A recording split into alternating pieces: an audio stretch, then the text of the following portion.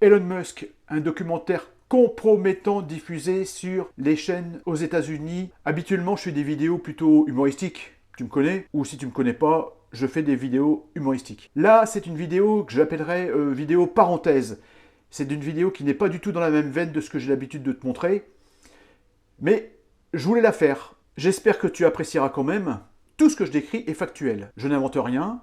J'ai juste fait un résumé de ce que j'ai pu lire sur la toile. Donc on sait que Elon Musk a racheté Twitter pour 44 milliards de dollars. Elon Musk sera donc le sujet principal d'un documentaire particulièrement compromettant et choc émanant du New York Times, révèle le site américain Variety.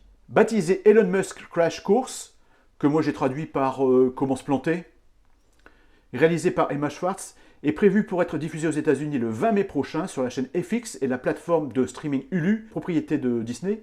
Cette enquête menée par des journalistes d'investigation du New York Times se penche sur les défaillances du système d'autopilote de Tesla et des nombreux accidents et décès dont celui-ci serait à l'origine et que l'entreprise n'a jamais reconnu publiquement. Selon la déclaration officielle de FX, la nature chimérique de la quête de Elon Musk en matière de technologie de conduite autonome et les résultats tragiques y seront exposés. S'appuyant sur des témoignages de première main, le film retrace comment le système autopilote a été un facteur dans plusieurs décès et des dizaines d'autres accidents que Tesla n'a jamais reconnus publiquement. Il détaille les pressions exercées par Elon Musk sur les représentants du gouvernement pour étouffer les enquêtes et présente les récits internes de plusieurs anciens employés de Tesla qui s'élèvent contre Elon Musk pour avoir promu un programme d'autopilotage qu'ils estiment périlleux, peut-on lire également. Le documentaire donne la parole également à des proches du milliardaire s'exprimant pour la première fois sur le sujet. Les révélations promettent d'être nombreuses et potentiellement explosives. C'est ce qu'ils disent. Elon Musk s'est fait un nom, a fait fortune en prenant les risques audacieux et en pariant sur l'impossible. Mais l'histoire de sa poursuite de la conduite autonome a mis Musk sur une trajectoire accélérée avec à la fois les réalités commerciales et les limites de la technologie. Alors ça veut dire quoi tout ça? Je continue. L'annonce de ce reportage a été faite justement sur Twitter le jour du rachat de Twitter par Elon Musk. Bizarrement, le New York Times est de centre-gauche, démocrate, et Elon Musk est plutôt républicain, même s'il précise sur Twitter qu'il n'est ni d'extrême gauche et ni d'extrême droite. Il prône sur Twitter plus d'amour et moins de violence. Elon Musk et le président des États-Unis, Joe Biden, sont pas les meilleurs copains du monde. Dans la guerre de communication qu'il oppose au président Biden, Elon Musk a décidé de ne rien laisser passer. Une nouvelle fois, le PDG de Tesla corrige une affirmation du président américain qui omet sciemment de mentionner sa marque en abordant le sujet de l'industrie automobile électrique. Elon Musk s'oppose de plus en plus ouvertement à l'actuel président des États-Unis d'Amérique. La joute verbale n'est pas récente, mais elle s'est amplifiée ces dernières semaines alors que Joe Biden exclut sciemment Tesla de ses annonces. Dès qu'il est question de l'industrie automobile et de développement de voitures électriques, le président ne mentionne jamais Tesla. Et ne mentionne que les efforts de Ford et General Motors. Un comportement qui agace le PDG de Tesla, forcément, qui n'hésite plus à interpeller les médias et à répondre publiquement sur Twitter au président Biden. Dans son premier discours sur l'état de l'Union, le président a notamment encouragé les investissements lancés par Ford et General Motors pour l'électrification de leur gamme. Il tenait à les féliciter de dynamiser la filière automobile de demain avec la construction d'usines sur le territoire américain et ainsi de favoriser l'emploi. Joe Biden a bien insisté sur l'impact positif des transformations de General Motors et Ford, en citant plusieurs données chiffrées lors de son discours, des chiffres que l'on retrouve également dans un tweet publié par ses équipes de communication. Ford investit 11 milliards de dollars dans la construction de véhicules électriques, créant ainsi 11 000 emplois dans tout le pays.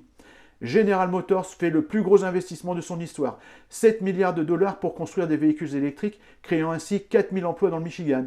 Il n'en fallait pas plus pour qu'Elon Musk réagisse sur Twitter et auprès des médias pour compléter les annonces du président Biden. Tesla a créé plus de 50 000 emplois aux États-Unis dans la construction de véhicules électriques et investi plus du double de General Motors et Ford réunis. Si des différends politiques existent entre les deux hommes, il est quand même surprenant d'observer la situation s'envenimer de semaine en semaine. Si historiquement General Motors ou Ford dominent le marché automobile américain, Tesla domine par contre le marché du véhicule électrique avec plus de 300 000 ventes réalisées en 2021 aux USA. General Motors n'a par exemple produit qu'une vingtaine une vingtaine de véhicules électriques au dernier trimestre 2021. Tesla a créé plus de 50 000 emplois aux États-Unis, 110 000 à l'échelle mondiale, dispose de 2 mégafactories à Fremont et Austin pour produire des véhicules Made in USA. En 2021, Tesla dépasse désormais les 2% de part de marché de la filière automobile américaine.